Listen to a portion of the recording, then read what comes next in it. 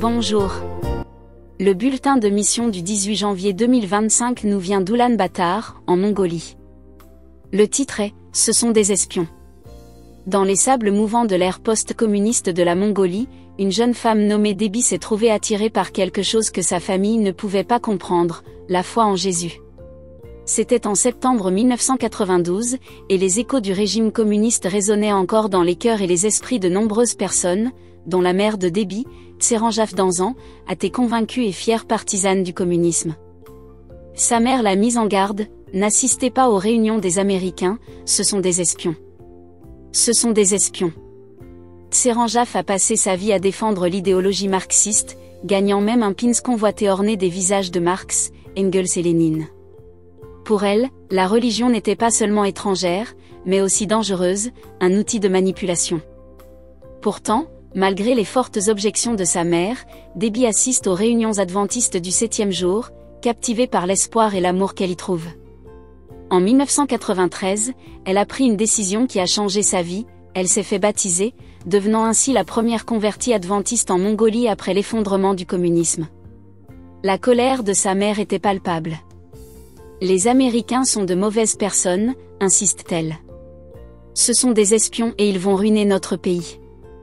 Le cœur de Tseranjaf était une forteresse, apparemment impénétrable, fortifiée par des années de croyance en l'athéisme et de loyauté envers le parti. Mais quelque chose d'inattendu a commencé à se produire. Au fur et à mesure que Debbie grandissait dans sa foi, elle changeait.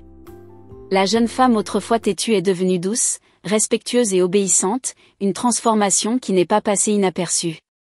Lorsque Debbie quitta la Mongolie pour étudier à l'Institut international adventiste des hautes études aux Philippines, son absence laissa la place à la curiosité. À son retour, Debbie invita sa mère à se joindre à un petit groupe d'études bibliques qu'elle avait créé à l'intention des adultes plus âgés. Tseranjaf et ses sœurs font partie des premiers membres. Sceptique mais intriguée, Tseranjaf se joint au groupe. La gentillesse et la paix qui régnaient dans le groupe contrastaient fortement avec tout ce qu'elle avait connu. La transformation de Debbie était indéniable, et lorsque sa sœur a également choisi de se faire baptiser, il est devenu impossible pour Tseranjaf de rejeter la foi qui avait si profondément changé ses filles. En 2000, à l'âge de 53 ans, elle a donné sa vie au Christ et s'est fait baptiser. Cette communiste convaincue est devenue un fervent témoin de Dieu. Elle a partagé son témoignage avec la même passion que celle qu'elle réservait autrefois au recrutement des membres du parti, conduisant de nombreuses personnes à Jésus. Au cours des 2 décennies suivantes, la maison de Tseranjaf est devenue un havre de foi. Lorsque la maladie l'a clouée au lit, elle a insisté pour que le culte se poursuive dans ses murs, veillant même à ce que des offrandes soient collectées lors de ses services à domicile. Sa foi n'a jamais faibli, même lorsqu'un cancer de la vésicule biliaire l'a emportée en 2020, à l'âge de 74 ans. L'héritage de Tseranjaf ne s'est pas arrêté avec son décès. Dans la mort comme dans la vie, elle a témoigné de la puissance de la grâce de Dieu. Ses funérailles chrétiennes simples contrastaient fortement avec les rites traditionnels mongols élaborés et coûteux. La famille et les amis se sont émerveillés du calme de la cérémonie. L'un d'entre eux a déclaré « Waouh, quel enterrement paisible !»« Je veux que les miennes soient comme ça », a déclaré un autre.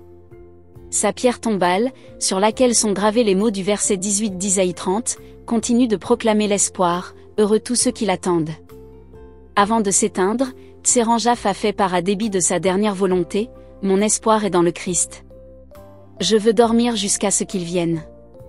Aujourd'hui, Tseranjaf repose, sa foi étant un phare pour ceux qu'elle a laissés derrière elle.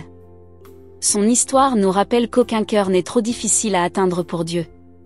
Grâce à sa vie et à son témoignage, d'innombrables vies ont été touchées, et le travail qu'elle a commencé continue de porter ses fruits en Mongolie. L'offrande du 13e sabbat de ce trimestre honorera son héritage en soutenant un centre de loisirs à Oulan-Bator, un endroit où les enfants et les parents apprendront le même espoir et le même amour qui ont transformé sa vie.